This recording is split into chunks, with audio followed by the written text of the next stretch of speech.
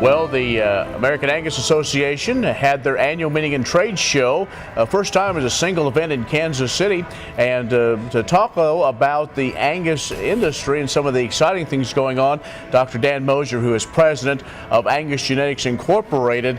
And Dr. Moser, as we look, genetics is more than just a buzzword. It's something that today's cattleman needs to make sure that they're on top of. Absolutely, Ken. There's a lot of exciting things happening in the whole area of genomics and how producers are making more use of the information that has been collected on the cattle, tying that to the DNA tests we have so that the predictions that we have, the EPDs that are available on Angus cattle, are even more accurate than they've ever been. Angus has always been the leader in trying to be an adapter of those new technologies, taking care of those. So talk about some of the things that you're able to gain from this. Sure. As the genomic testing era has evolved, really started only back in 2010, and in 4 short years, we've gone from just 2,000 or 3,000 DNA tests that had been collected on Angus cattle to now about 60,000 that were used in our most recent calculations, and genomic test collection is up 30-some% over last year. So it's something that Angus breeders are really excited about participating in. They're finding good information from that, and it's that information that's ultimately benefiting their commercial customers. As we look at that, I mean, the bottom line, as we like to say, is the bottom line. Mm-hmm. We are in these high price area right now. We all know that's not going to last forever. Do you think as we come out of this, the breed and cow herds will be stronger?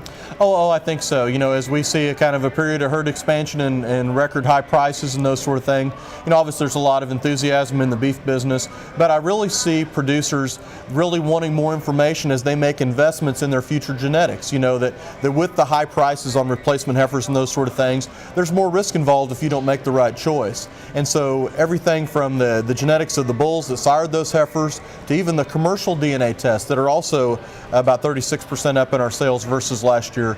More and more folks are saying, if I'm going to make an investment in this replacement heifer, I want to make sure it's the right one. And we have some really nice tools that measure a lot of traits in these commercial cattle that can help producers make the right choice in which ones they want to put into the cow herd.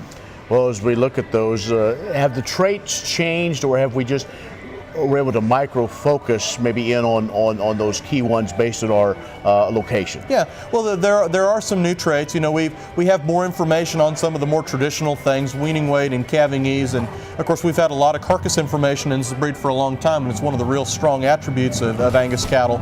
But we're also looking at some new things and incorporating that into it. One of the new things, of course, is feed intake. Right. That just in the last few years, there's a lot of technology that allows producers to get individual animal feed intake on cattle, and that's a new source of information, but something that has a big impact on the ultimate profitability of cattle feeding, as your viewers know. This segment brought to you by Kansas Regenerative Medicine Center. Your stem cells, your health, your life. Farmers Insurance, your best protection against the unexpected. Call Agent Dan Key at 785-408-5459. Grass and Grain, online or in the mail, keeping Kansas farmers informed for over 60 years. grassandgrain.com. Blue River Traders, the finest selection of Western-style furniture for your home. BlueRiverTraders.com. We're talking with Dr. Dan Moser, the president of Angus Genetics Incorporated.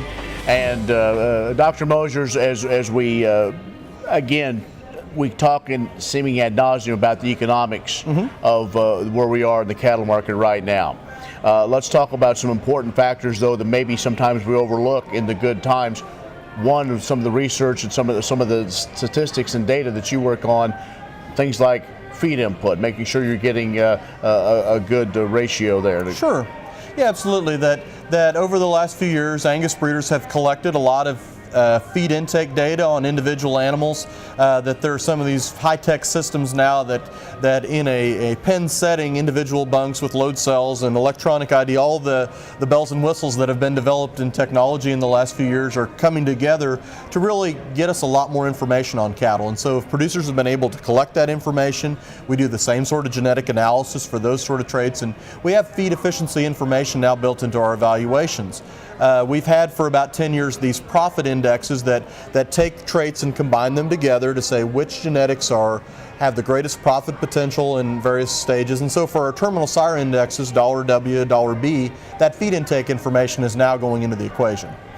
Well, as we talk about making sure you have that proper knowledge, we also look at culling and continuing to enhance that herd, but we may also want to keep those animals longer, those bulls, those cows, some new things that maybe we don't think about in the past, or you're now looking at hard. Yeah, you know, as we look to evaluate Angus cattle more comprehensively and try to account for as many factors as possible that ultimately impact the profitability of commercial cow-calf producers and folks that feed Angus Genetics, we want to, you know, look broadly. And one of the things that we've looked at most recently and are just kind of getting started on is some of the structural things. For a long time, cattle producers have looked at foot structure and skeletal structure, those sort of things, and know the impact that has on longevity. But we're incorporating a scoring system now so that sort of information can be collected objectively, where folks are scoring, for example, hoof structure and heel depth on a 1 to 9 scale, and also on toe set and some of those sort of things, because in any breed we do see some variation for that trait, and in some cases that can impact the longevity of females in the cow herd and certainly breeding soundness of bulls as well. All right. Well, anything else? I know there's a lot of exciting things, I'm sure, going on in your world. Yeah, you know, this has been a great event for the Angus breed. As a staff member, we're real pleased with how it came off and appreciate the tremendous participation, you know, the number of registered participants, you know, and you know, on site 1,700 people that were here to learn more about the Angus breed and about all the things that are happening in this industry. You know, it's been a very, I think, useful meeting and something that I hope folks will come home with a lot of good information that'll help enhance their operations. Very good. Well, again, we look forward to continuing to watch your success as you take over in this venture, and we'll see how we get through calving season. So, Dr. Absolutely. Dr. Moser, great to see you. Thank you very much, Ken.